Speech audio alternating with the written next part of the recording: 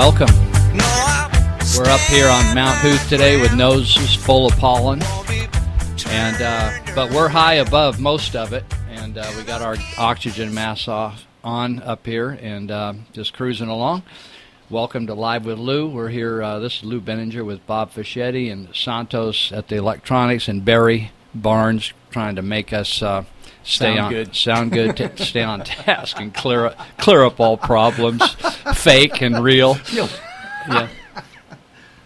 That last little clip there by Brad Dacus, we've been running his weekly 1-minute spots because Brad has devoted his life to defending people's constitutional rights. He used to work for Phil Gramm, senator for Texas, and when Phil retired, Brad wondered what he should do with his law license, and he didn't want to just go out and make money, but he wanted to help people stand up for what this country was created for.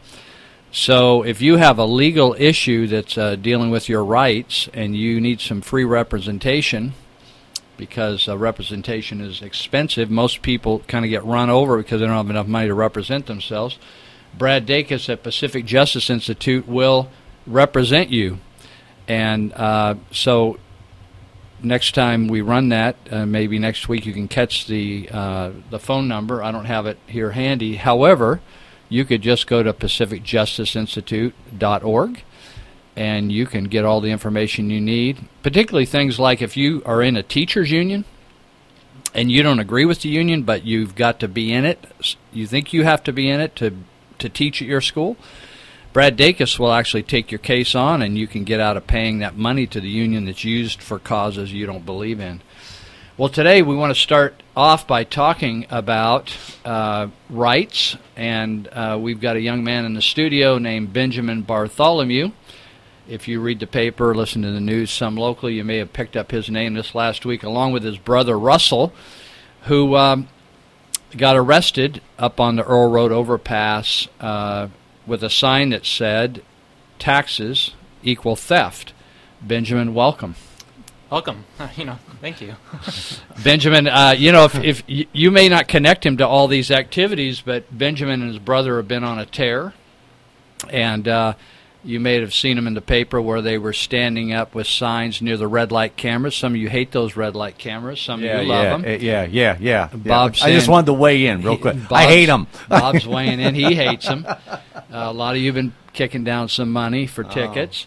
But they had their masks on, and that's their calling card, wearing the masks, and they were standing up for that. And some of you may have caught this in the paper, and I didn't. Again, I want you to see that these are connected stories for me, that I didn't connect them all till in the last 24 hours, where Benjamin showed up at a Tea Party rally packing a weapon, which most people today think, that's wild, right?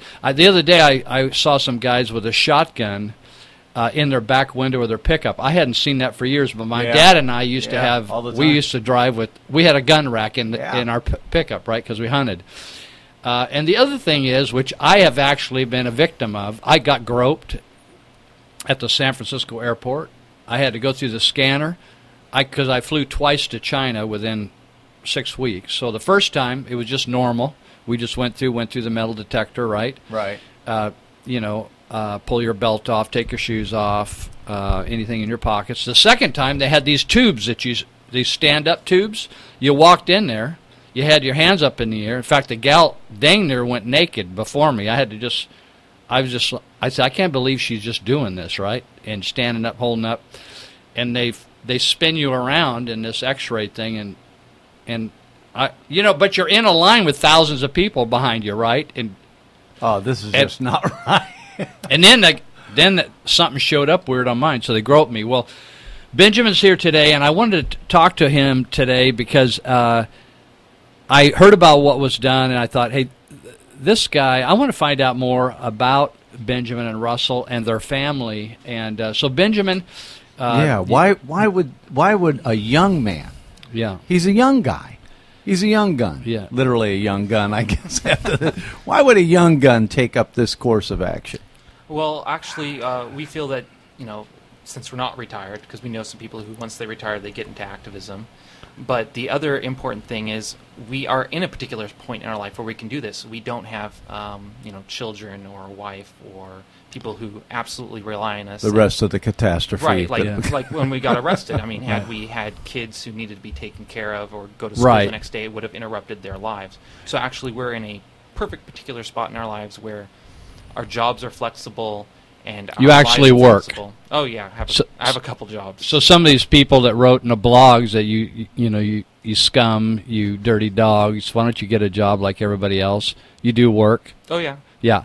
And your brother works as well. And my brother works. And your too. parents aren't low life. Tell us about your parents. My father is been in the Air Force for over 25 years. He's a pilot here at Bill. I guess technically he's retired, though he's still active duty. It's a really weird thing. But he's been doing that his whole life. What kind of planes does he fly? He flies the U-2. Okay. He's been out there flying the U-2 for about 16, 17 years. Wow. My mother is on the Wheatland High School board. School board? Yep, the school board.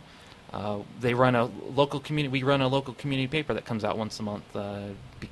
Talks about Wheatland and what's going on in Wheatland. And the title of that paper is? The Wheatland Citizen, and you can actually go to thewheatlandcitizen.com. We throw up articles in between when our papers come out, so you can get things there and Very updates cool. and whatnot. And then the paper's free. We just put it out and around town, and people can just pick it up. Yeah. So your dad and mom haven't pulled you aside and said, "Kids, you're killing us here." No, we are very, very grateful to have parents that, when my brother was the one who called them to say, hey, we need to get picked up from the jail. We are very grateful to have parents who didn't say, well, you're going to have to spend the rest of the night then in jail if you're going to go get arrested.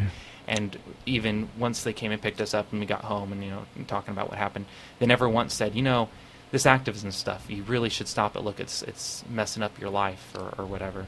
They are very, very supportive of what we do, and we're grateful for that, because it would be very easy for them to go, this is going to interfere with my job. People at work are going to see this, or I'm an elected official. How you're mucking things up for us? Then it'd be very easy for them to take that tact, but they didn't. They're very supportive of what we do. Right. So you guys went in the Wheatland school system. You were raised basically in community here. Well, we've been raised in the community. 17 years we've been here. My brother went to Wheatland High School all 4 years. He was actually, I think he was a student body president. I don't know how they phrase that. Yeah. I've been in and out of different schools, charter schools, homeschooled, public school, because my mother thought it was important for me to be homeschooled, but then also to get varying experiences, being in regular school. Right. So I've seen both the positives and negatives of homeschool, and the positive negatives of public school, and the positives and negatives of charter school. Okay. So are you guys, you're of the age to be in college? Are you doing any college, or done with college? My brother's done with college. We have our degrees. So. All right. Yeah, these guys are bums, Lou. Total bums. Can you believe that? Well, they both have college educations. Their parents work. They work. And they're standing up on a bridge somewhere. But you actually work for Russ Clark at Carl's Jr., right? You do some work in their office? That is one of the places I work. I work in his office down in Wheatland. Yeah. So that's, he's handling the money for Carl's Jr., so if you're working for a hamburger place like Carl's Jr., you can't be half bad, No. Well, and I have run restaurants before. Okay. One of my first jobs was Pizza Hut, and I got it when I was 16, and when I was 18, I was promoted to the general manager here at the Linda Pizza Hut. Now, to be fair, that's not just because I'm good. It's also because no one else would take the job. But it just went. There was no manager for like years. Well, there was. I'm not saying it's not just because I was good. It was a confluence of circumstances. So I've had jobs. Okay, so here's the deal. You high school. You got sharp parents, supportive parents. You're college graduates. How come you just aren't out filling your pockets with money? That's the general road of most 20-somethings. Like, what's the fuel in your tank that's making you go right now? Yeah. And that's the thing, is people always ask us, why are you doing this? Yeah. What are you doing this for? And frankly, the thing is, when I turn 80, I always use 80, I don't know why, but when I turn 80 and my grandkids say when X, Y, and Z was taking place in the early 2000s. What did you do to prevent it? Good for and you. I don't want to go, well, I got a job, lived my life, kept my head down, and hoped they didn't come after me, and hoped that they only hassled the people. I want to be able to say I did something. Now, that doesn't mean it will work. It doesn't mean I'll win. But I want to be able to honestly say, well, you know what? I did something.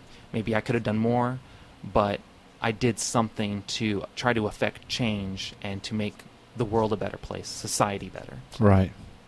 So when did that start for you? Your brother, you said, went to Wheatland High. You were in and out of various school programs to get your diploma. Was that something that was kind of birthed during your high school years? No, or is that a family thing? I mean, was it kind of cooking in your family, that philosophy? Well, ever since I was 5, my father went to the Gulf War, and I started watching C-SPAN just because I wanted to know what was going on. Every time he would get deployed somewhere, I'd pull out a globe and look at it. And so I was very keen on politics. And I was always keen on politics and political philosophy and political theory and philosophy in general. So, it's always been something on my mind, but I'd never done activism, never, got into anything. And then a few years ago, I found out about the Free State Project, which is a project to get a large number of people, 20,000 activists, not just people, activists, to move to New Hampshire where they can consolidate and actually make change. And I thought that's a great idea, and I kept hearing about it, and eventually I said, well, I'm going to sign up, and shortly after my brother signed up. And then still didn't do any activism. Just the plan was, okay, I've signed up for the Free State Project, and eventually, we'll move to New Hampshire. And then I found out that by watching some of the videos of what they're doing in New Hampshire, one of the things they were doing was these open carry litter pickups. And I was watching about that, and I said, wow, they can just, look how free they are. They can just carry weapons in holsters openly for self-defense or for whatever. And I thought, man, I wish I could do that in California. Yeah. I really wish I could do that in California, but I assume that the Second Amendment doesn't apply in California. But then, like so many of us. Right, and I think that's a perfectly reasonable assumption based on what goes on in California. And then I found out through research and whatnot that open carry is okay in California. Now there's silly rules you got to follow. Like I can't have a magazine in the gun; I have to keep them on my hip. But the fact is, I'm now 2 or 3 seconds away from having a loaded weapon, able to defend myself or someone else, rather than 4 or 5 minutes away, which is the average response time of police in California to respond to emergency calls. So I think the interesting thing is, if I just interrupt you just 1 second, is that even though that's allowed, the fact that hardly anybody does it gives the impression that it's not allowed. So pretty soon, in your mind, you're limited. Yes. It's kind of like having a dog on the leash, and pretty soon you unhook him, but he's still got the leash around his neck, and he thinks, I'm still on that leash, right? So he behaves as if he's still hooked up.